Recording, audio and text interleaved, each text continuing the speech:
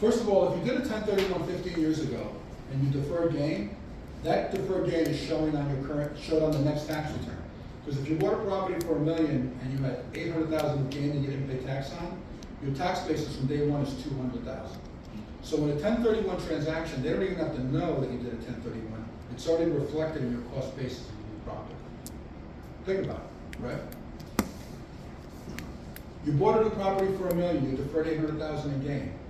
From day one, on your tax return, the cost of that $1 million property is only 200. Oh, yeah. So it's built in. They don't really care whether you did a 1031. Yeah, gotcha. Right? It's really it's not something that you can play with or give. So one thing for you to realize as brokers is when you sell a piece of property and somebody comes to me and they say, we're going to do a 1031, and they sell their property, the first thing that happens is that they get shell-shocked, and when they realize that they can't buy anything for the money they thought they were going to buy. Because people think that they're going to sell in New York and they're going to buy, they think they're going to sell in Queens, they're going to buy in Nassau County, Suffolk County, Dutchess County. They get shocked at the quality of what they can buy based upon the money. They have this perception in their heads that they can buy something much better. And unfortunately, it happens that it comes back where if you haven't sold the property yet, they'll tell you, I don't want to sell. So the worst thing you could do, not that we're looking to hurt people, right? But the worst thing you can do when you have a client that's going to do a 1031 is say to them, why don't we go out and look at properties? Just kill yourself. Because they're going to realize, they're going to say, what am I selling this thing? That's what's going to happen, right? So just be mindful of the consumer mindset in terms of 1031. This happens all the time. The second thing is, the reason that we have so much activity in 1031 is because people don't want to pay the capital gains rate. And every time Biden talks about raising the capital gains rate, we get super busy. You get super busy because people say, I'm going to sell now before the capital gain rates increase. And it's going to happen. If Biden wins the election and starts talking about this, you're going to see activity pick up. People are going to say, I've got to sell now before I get crushed, right? And then the other biggest influencing factor are what I call jurisdictional cap rates. If you invest $1 million in a property in New York and you're making $10,000 a year in income, right? Not including mortgage interest, because mortgage interest doesn't factor into cap rates. But if you buy a property for $1 million and you're getting $10,000 a year of income, right? What's your cap rate? It's 1%. Mm-hmm. If you're getting $100,000 of income on $1 million property, you have a 10% cap rate, right? When I was a kid and got into this business, cap rates in New York were like 20%.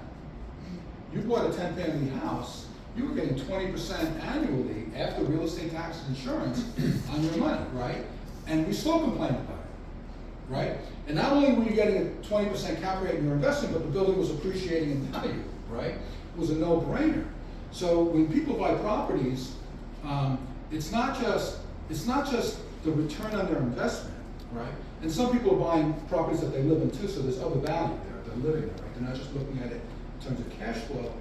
But if you sell somebody a building, they're not just making, it's not just the money they're making, it's also you have to build an appreciation, right? Mm-hmm. And by the way, the appreciation is on the $1 million that they're buying, but meanwhile, they only put $200,000 down, right? They got a mortgage, $300,000, they got a mortgage of $700,000. When property values go up 5%, are they making 5% on their money? No, they're making much more because they're making 5% on the $300,000 investment, right?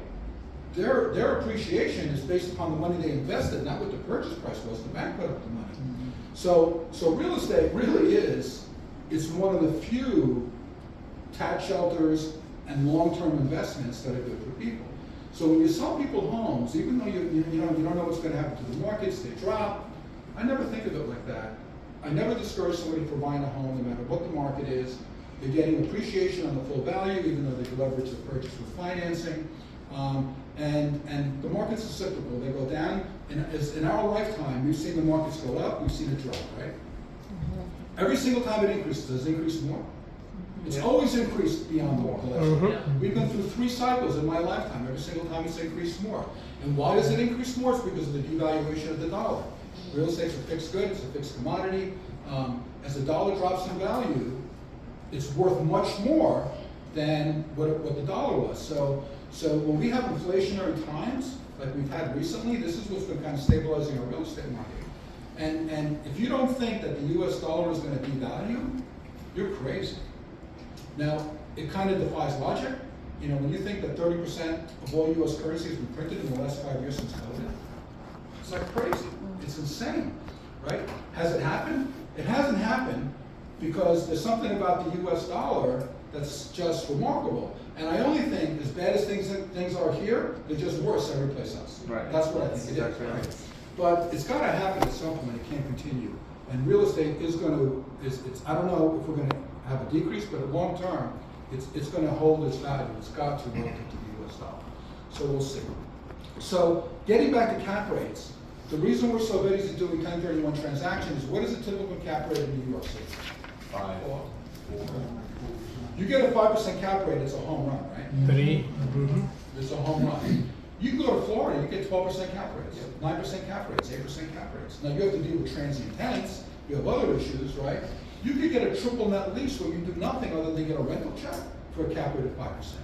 So if I could go to Missouri and I could rent to a Starbucks and get 5% of my money every single month, and when the real estate taxes go up, it's their problem.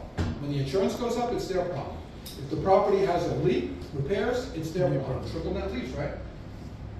It's a no-brainer. Why would I want to deal with tenants in New York for a 3.8%, 4%, 5% cap rate when I can go and get a triple net lease someplace else? So most of the clients that we have sell in New York and they're out of New York. Most of the sales, they do not come here. They're selling in New York, they're buying out of New York because of cap rates. So it's the biggest influencing factor that we have. You could buy a building for $3 million, $5 million in Manhattan and have no positive cash flow. It's easy, especially if you finance it, but it's just the way it is. It's not like that in most jurisdictions throughout the country. Next thing I want to talk about is